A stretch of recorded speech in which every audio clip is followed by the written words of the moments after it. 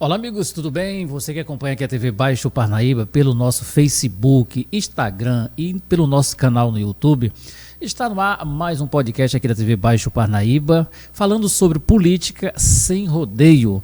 E hoje eu vou dividir a mesa aqui com meu parceiro Japa, que está aqui do meu lado. Japa, tudo bem? Tudo tranquilo?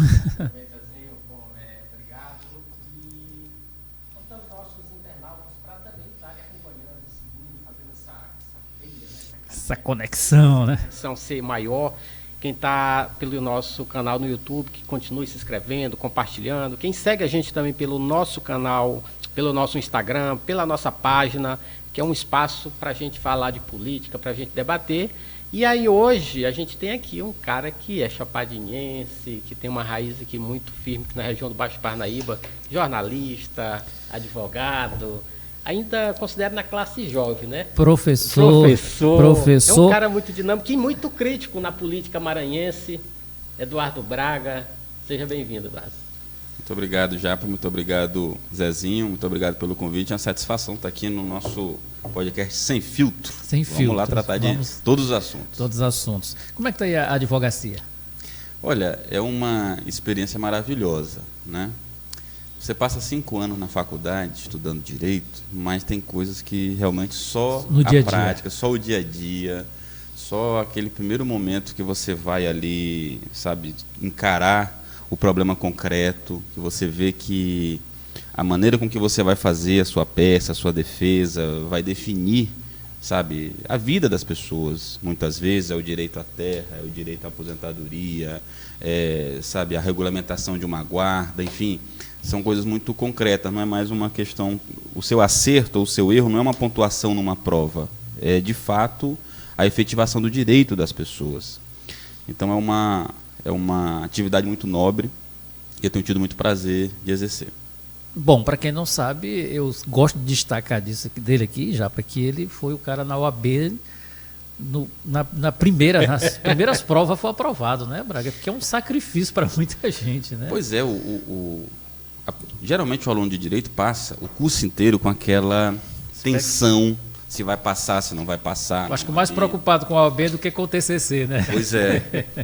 E eu tinha tomado uma decisão, primeiro, que eu não ia fazer o exame da OAB antes de terminar o curso. Certo. Tá?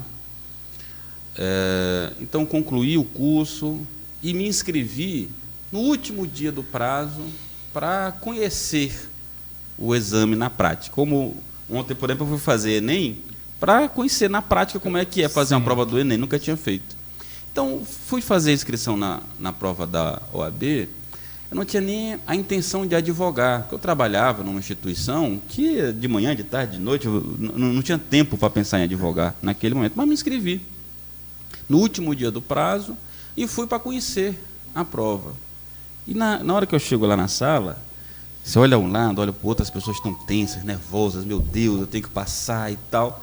E eu, sabe, com uma certa tranquilidade, fiz uma boa revisão, ali de 10, 15 dias, escolhi um bom método de revisão e acabei passando nessa primeira tentativa, né, na primeira fase. Na segunda fase, você tem que fazer uma peça, né, de próprio punho. Na primeira frase ali da prova, eu já entendi o que seria a peça, já me aliviei também. A tranquilidade é uma coisa fundamental. Você não, sabe, se pressionar além do devido, você ter a tranquilidade para fazer uma boa prova é fundamental. Isso vale para a OAB, como vale para o Enem, como vale para concurso, para tudo na vida. Acho que essa minha tranquilidade me ajuda muito, né? Me ajudou muito. Além Braga, de uma boa formação. Certo. Braga, nosso já diz aqui o nosso podcast que é Sem Filtro, mas antes de nós entrarmos numa pauta que a gente está querendo falar com você, agora há pouco aqui nos bastidores... Eu não sei qual é, tá? Agora há pouco eu falei não, aqui não tem. Eu falei com o Japa, digo, o profeta da política está chegando. Mas como é que foi essa experiência da prova do Enem? Principalmente um tema que a gente falar sobre o idoso, que acho que a maioria desses que fizeram a prova ontem não estão nem preocupados com a terceira idade. Eu passei muito tempo também falando sobre Enem com alunos do ensino médio, certo, né? E nunca tinha feito, porque eu sou da última geração que não tinha o Enem como um mecanismo de acesso ao ensino superior. O Enem, no começo, era, de fato, um exame do ensino médio, para avaliar a qualidade do ensino médio. Hoje, naquela época você fazia vestibular e pronto, não passou, Tchau. passava, né, 6 meses, 1 ano, dependendo da faculdade, dependendo do estado que você morava. Hoje o Enem te dá essa oportunidade, você utilizar a nota ali no SISU, você tem um mundo de oportunidades, né? Mas eu nunca tinha passado por isso. E eu poderia, claro que as provas de exames anteriores estão na internet, eu poderia simplesmente ter ido lá e fazer uma. Mas fazer inscrição, estar lá no dia, horário, conferir o horário, né? Qual o tempo você tem para passar. Alguém pegar seu celular, botar no saquinho, botar Eu quis passar por essa experiência por completo e acho que a prova foi muito boa. O tema da redação muito bom, muito importante. Nós temos uma sociedade que está envelhecendo. Por um lado, porque aumentou a expectativa de vida com os avanços médicos, avanços tecnológicos, e por outro, Zezinho, com uma queda da taxa de natalidade. Sim. Se a gente juntar esses dois fatores, a gente pode projetar que as próximas gerações de idosos terão velhices muito mais solitárias, com famílias muito menores, muito menos casamentos, muito mais divórcios.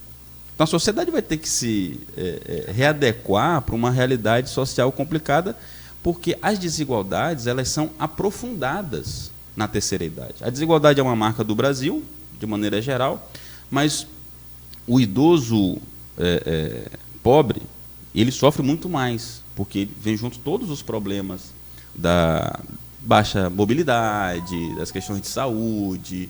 Então nós vamos precisar nos readaptar. As cidades vão precisar se adaptar a ter mais cidadãos com baixa mobilidade. Os sistemas de saúde vão precisar se adaptar, ter mais especialistas nessas áreas. Né? Digamos assim, toda a logística do planeta em si, né? Nós já vemos alguns países em que isso acontece de maneira mais grave, como é o Japão, por exemplo. Né? Sim. Então, em tudo que você vai fazer, seja numa calçada, seja num metrô, em tudo no Japão já está incluída, assim, olha, uma preocupação aqui como é que o idoso vai ter acesso a isso. Né? Espaço, E nós vamos acabar tendo que incorporar isso nos próximos 20 e 30 anos, em tudo, absolutamente tudo que você fizer no Brasil, você tem que ter essa preocupação. Eu vejo hoje, você chega às vezes em São Luís para pedir um prato no restaurante, é tudo num token, você vai clicando numa tela, não sei o quê, porque é lindo, maravilhoso, para um público mais jovem. Sim. Mas sabe quantas pessoas você está excluindo? Pessoas que não nasceram, que não têm essa vivência com a vida digital. Né? Então, você, no Brasil, ainda não tem uma preocupação. E com uma experiência acumulada que pode servir de muito exemplo para essa nova geração. Sim. Sem discutir. Aí é a necessidade de criar uma cultura de valorização e de respeito do idoso. E Braga, e só interferindo aí, entra até todo um processo de legislação. Por exemplo, o cara é idoso, e aí, quem cuida? Quem é esse cuidador? Como é que está essa legalidade do cuidador? Né? Aonde é que está isso descrito? De que forma é o correto de fazer o cuidado dessa pessoa? Tem algum estudo, tem alguma academia, algo que forme essa pessoa? É observação que também a gente sente hoje muita falta. A questão carga horária, salário, um monte de coisa. A gente fica falando sempre sobre essa questão de mercado de trabalho, sempre em 10, 20 anos você tem várias profissões que acabam e profissões que surgem. Sim. As profissões ligadas ao cuidado do idoso, você pode ter certeza que vão crescer muito nos próximos anos. Então, juntando uma coisa com outra aí, Enem, jovens que estão pensando no futuro, profissões ligadas ao cuidado com o idoso vão ter muito mais espaço nos próximos anos, porque o percentual de idosos na nossa sociedade vai continuar crescendo por pelo menos 20, 30 anos. Bom, então vamos falar agora de um tema que inclusive, é quem é responsável por criar todas as políticas do Brasil, que é política partidária, o Japa.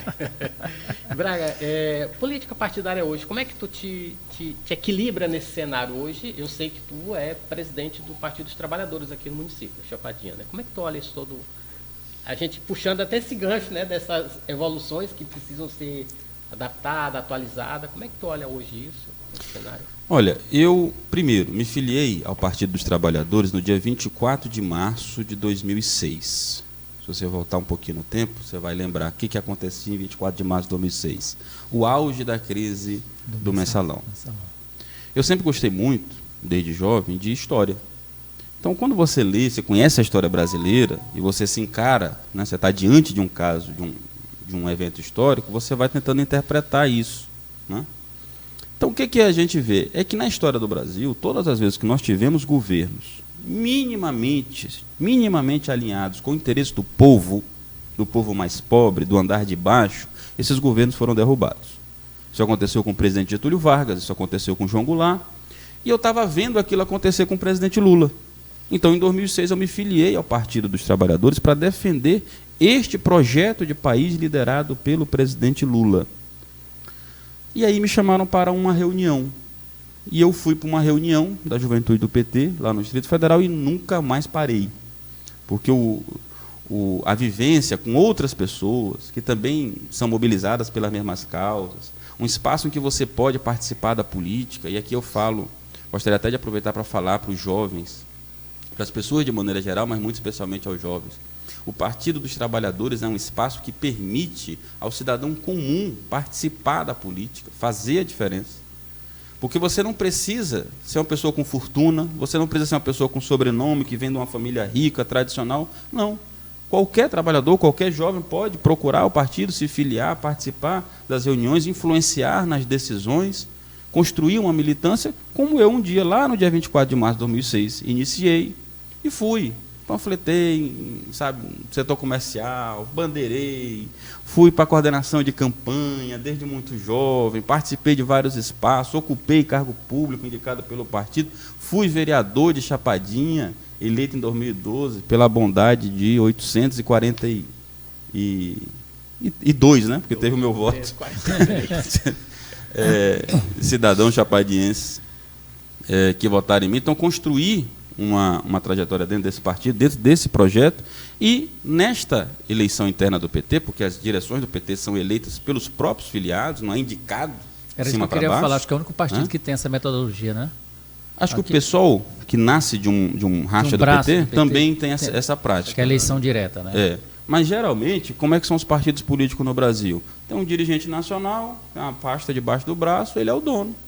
E ele decide quem é o presidente estadual decide quem é o presidente dos municípios. A organização do PT me fascina por isso. Qualquer filiado pode chegar lá no dia da eleição votar. Eu prefiro esse ou eu prefiro aquele. O Edinho, presidente nacional do PT, foi eleito com o voto dos filiados num processo eleitoral que o meu voto e o voto do Lula têm o mesmo peso. Isto é a democracia real. Agora deixa eu te questionar. E aí, só para terminar, nessa eleição aqui em Chapadinha, eu tive a honra de ter sido escolhido pelos companheiros como candidato de consenso. O PT, que esse processo democrático gera muitas brigas, às vezes, disputas, tive essa felicidade de ter sido escolhido como candidato de consenso. Formamos uma direção, um diretório também por consenso. Estamos tentando construir esta unidade do partido para a gente poder participar do processo em Chapadinha e no Maranhão de maneira mais incisiva. Por isso que eu queria te questionar, porque assim, ainda que a gente perceba dentro desse espaço petista, né, é um partido grandioso, mas a gente sabe que tem muita utopia, tem muita coisa que quando você está na frente ali, na linha de frente, percebe que não é diferente. Por exemplo, o Maranhão tem essa crise dentro do PT interna que é grande. Eu acho que era o único, agora parece que já surgiu mais um ou outro, mas, por exemplo, acabaram-se as eleições para essa separação de novos mandatos, mas o Maranhão continua ali nesse problemão e que, pelo visto, ao que se percebe, vai ficar ali por esse mandato inteiro. Por conta de problema, que a votação disso era aquilo e não deu certo. Como é que tu olha isso tudo? Para que haja uma base de fala e dizer assim, olha, o PT tem dificuldade, tem, mas avança, constrói, está na frente de linha de batalha ali nas disputas. Eu comecei minha militância em Brasília, né? E eu dizia que lá o PT do Maranhão era o vice, né? Porque toda vez que surgia numa reunião, não, porque era o PT do Maranhão, vixe, Maria, larrei confusão, larrei alguma confusão, era significado que a gente ia tratar de algum problema, de alguma briga. O PT, quando ele surge, o Brasil do tamanho que é, a construção do PT é diferente em diferentes estados. Então tem locais em que o partido é mais enraizado, no movimento popular, no movimento sindical, né? Em outros, menos. Então, onde o PT, tem mais estrutura fincada nos movimentos sociais, nos movimentos populares, e conseguiu se construir como alternativa, E aqui nós estamos do lado do Piauí, do Ceará, da Bahia, em vários estados o PT se construiu como alternativa. Em outros locais, como o Maranhão, isso até hoje não foi possível. E aí fica uma disputa muito mais do partido pelo partido. Né? Eu vejo que tem muita gente que tem muita energia para a disputa interna, para apontar o dedo e dizer fulano de tal já fez isso, fulano de tal toda vez faz aquilo. A disputa da sociedade, a construção de lideranças que consigam comunicar com a população do Maranhão como uma alternativa real, que apresente um modo de governar petista. Nós não estamos vendo isso acontecer. Eu tenho a impressão de que neste processo eleitoral agora, nós podemos ter novas lideranças surgindo do PT com mandato e que podem dar novos ares para a construção partidária do PT do Maranhão no futuro. Deixa eu te perguntar, tu foi vereador, 843, pronto, 843. Essa experiência tua lá desse mandato, ela termina te consolidando muito mais forte ainda para estar na frente, por exemplo, do partido, nessa frente de batalha que o Maranhão hoje trava, né, com relação à política do Estado e que termina influenciando dentro do município aqui. Isso aí te fortaleceu muito, como a coisa da prática, né? Tu falar, mas tu não ter vivenciado, e aí tu já pode, não, eu vivenciei, tive uma foi secretário também. Foi secretário de Ação Social no município. Então termina participando muito mais do problema real, né? Dessa coisa física. Só, olha, eu estive lá e sei quanto é difícil disputar e encarar ali o dia a dia para melhorar, né? Como é que tu... Olha, eu tive essa felicidade de ocupar, fui secretário 2 vezes, fui vereador por 4 anos. Eu acho que eu nunca falei isso de público, mas na metade do mandato eu pensei em renunciar. Na metade do mandato, 2014, eu entendi que eu não tinha perfil para ser vereador. Mas por quê? Porque eu sempre fui interessado na política, nas causas públicas, em discutir os problemas e as soluções dos problemas, e de repente eu vi que ser vereador em Chapadinha não era debater isso. Era muito mais relacionado a questões mais... Bom, a questões menores. E você fez Mas parte... levei o mandato até o final, certo. Apresentei bons projetos, defendi as causas que acredito e levei até o final dentro daquilo que eu acho que deveria ser um mandato um vereador, mesmo entendendo que a maioria das vezes não é isso que é valorizado. E Braga, bem, abre um parênteses para mim, que eu gostaria que eu fiquei aqui guardando para a gente falar do Congresso, porque você falou dos 3 presidentes, inclusive se colocar Dilma também, né? Sim, nesse contexto. É porque ela ainda não tinha acontecido. Acontecido. Bom, e a gente nunca debate a questão do parlamento. E o parlamento brasileiro sempre foi a maioria de centro e de direita, e agora com um extremismo bem mais carregado, né, nos últimos anos. Você aqui em Chapadinha fez parte de um parlamento onde tinha uma situação e uma oposição. Como é que você vê o parlamento hoje municipal? Não vejo. Basicamente eu não vejo, eu não sei. Se me perguntar assim, um debate aí que foi feito na Câmara nos últimos tempos, alguma coisa assim relevante, uma contribuição, eu sinceramente não sei. Dia desse eu estava num evento público aqui, organizado pela Justiça, e eu estava na mesa, peguei o microfone e falei assim, vereador fulano de tal que está aqui presente, leva esse debate lá para a Câmara. Aí todo mundo se olhando assim, quem é o vereador? Quem é o cara? As pessoas sequer reconheciam a pessoa ali. Tamanha é a representatividade baixa que você tem hoje do parlamento. E essa circunstância de você ter os 17 vereadores todos no mesmo grupo político, acho que faz com que piore o caso. Para se fazer justiça, quem eu vejo com uma posição mais autônoma, independente, é o Totti, né?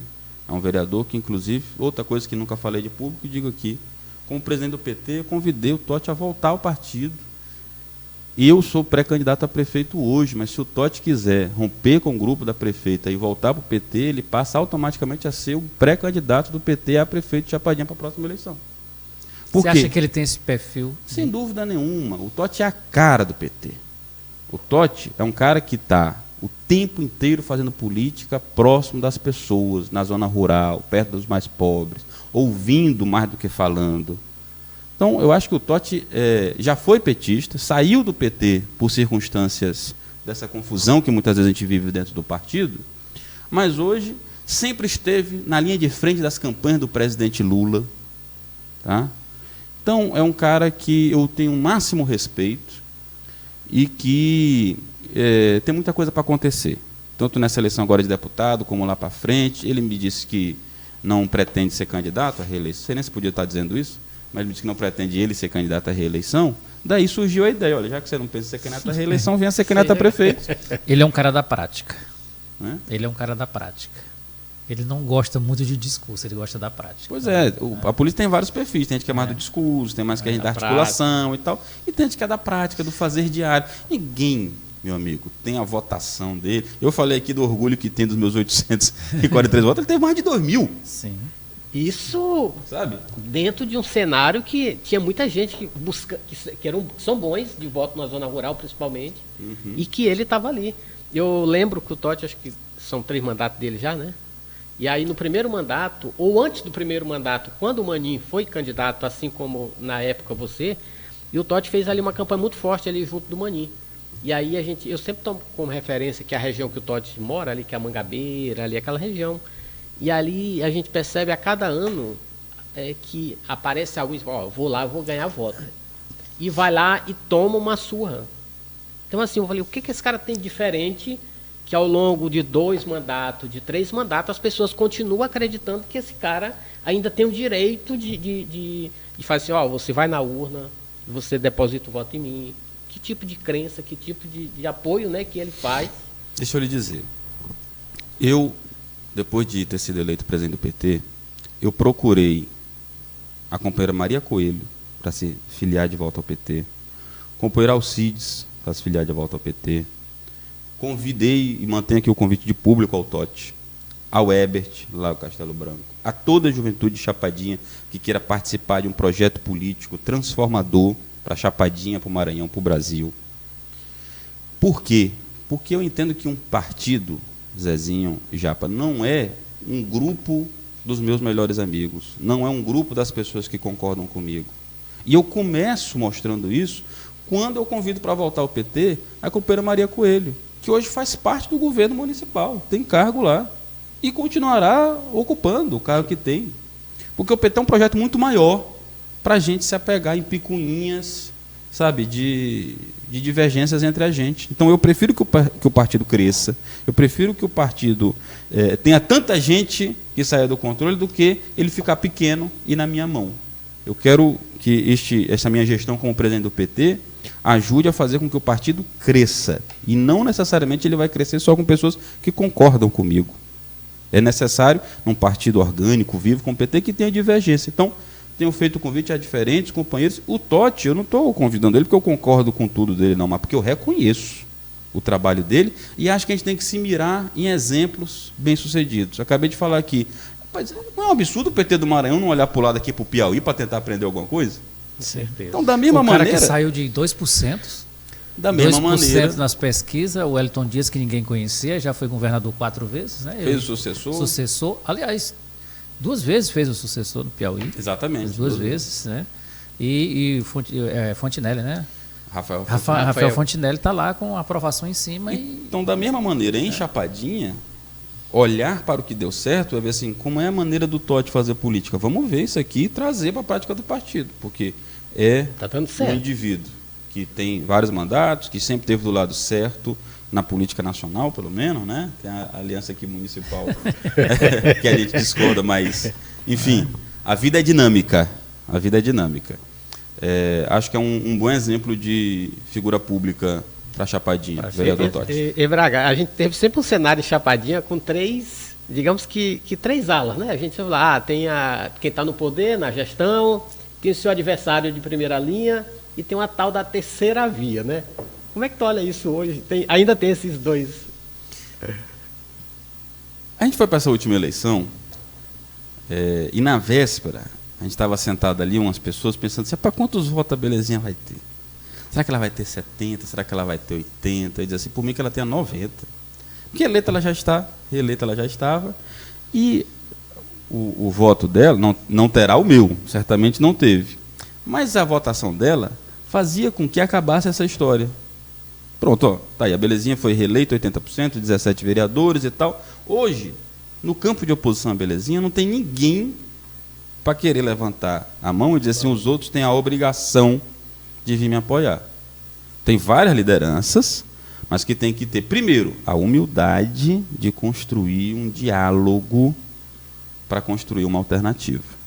E aí, a gente pode ficar lembrando das nossas mágoas, com os erros que foram cometidos por uns por outros. Eu mesmo falo muito, né? Então tem gente magoada comigo pelas coisas que eu falo, paciência, né? Como tem outros que são magoados por causa de traições, mentiras, né? Que não é o meu caso, porque eu não minto, eu não traio, né? Tem gente que entendeu aí o recado. Tá? A gente pode ficar pensando aí no passado, nos erros passados, ou a gente pode ter a responsabilidade de construir um diálogo com essas diferentes lideranças. Então não tem mais nenhum candidato de oposição natural. Essa construção vai ter que ser feita com muito diálogo, com muita responsabilidade, deixando o ego de lado. E eu falei isso num outro podcast que eu participei, há uns meses atrás, e quando eu falei isso parecia até utópico que eu estava falando, só que de lá para cá muita coisa avançou, nos bastidores, mais do que em, sabe, grupo de WhatsApp, Instagram, nos bastidores tem muita coisa acontecendo, o diálogo está fluindo nesse sentido, sabe, de construir uma unidade, um entendimento.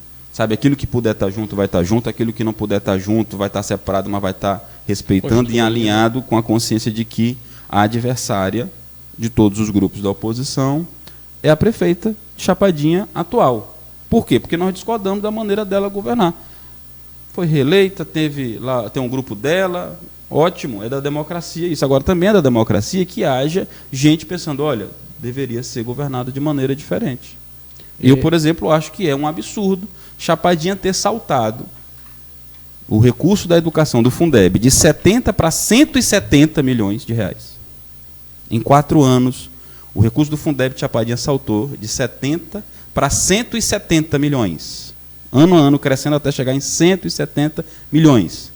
E Chapadinha ser, ao mesmo tempo disso, uma das piores cidades em alfabetização, que é o mínimo do mínimo do mínimo do mínimo. Do básico da educação é isso. A gente falou aqui ainda agora sobre o Enem, né, ingresso no ensino superior e tal. Se as crianças não estiverem sendo alfabetizadas na idade correta, da maneira correta, muito do potencial delas se perde depois. Só que educação pública de qualidade não dá lucro. E hoje Chapadinha está voltada para lucro. Fizeram um prédio bonito agora aqui da educação, belíssimo. Pode botar mais 2, 3 andares em cima, se quiserem. Se não tiver qualidade na educação, na sala de aula, não adianta. Isso é o mais importante. Aquilo ali é cimento, ferro, telha, tudo bem. Aí a gente sabe. Nisso aí tem muito interesse em fazer. Né? Todo mundo sabe de onde é que vem o material de construção de todas as coisas que são feitas em Chapadinha. A Prefeitura de Chapadinha hoje está voltada para o lucro. E nós precisamos apresentar uma alternativa. Não é para dizer que não vai ter obra. É para dizer que nós precisamos ter um sistema de educação que coloque a qualidade do ensino em primeiro lugar. Um sistema de saúde que melhore a atenção básica, a atenção primária, para desafogar a urgência e a emergência. Então, você precisa construir um projeto de programa, um projeto de governo para a Chapadinha que não coloque o lucro em primeiro lugar, coloque a qualidade de vida das pessoas em primeiro lugar. Então, vai ter a prefeita dizendo que o que ela faz está correto, e eu acho que nós temos a obrigação, o PT à frente e outros, de dialogar para construir uma alternativa. Quem é que vai representar esta alternativa lá na frente? Qualquer um. Não sei. Não tem. Se a gente começar esse debate pela obsessão de nomes, a gente vai estar fadado ao fracasso. Eu sou pré-candidato, Totti, se quiser, pré-candidato. Vai dizendo aí, Igor, Aldir Júnior, Marcelo, todinho, não tem problema. Que lá na frente, Cibrasa, que lá na frente haja responsabilidade para construir um entendimento. Dos Teles pode sair um nome também, né? É legítimo. O Halisson é pré-candidato, é deputado. E Braga, você falou, quando se fala em dinheiro, a gente... Né, essa verba vem de onde? É municipal? Como é que é? O Fundeb...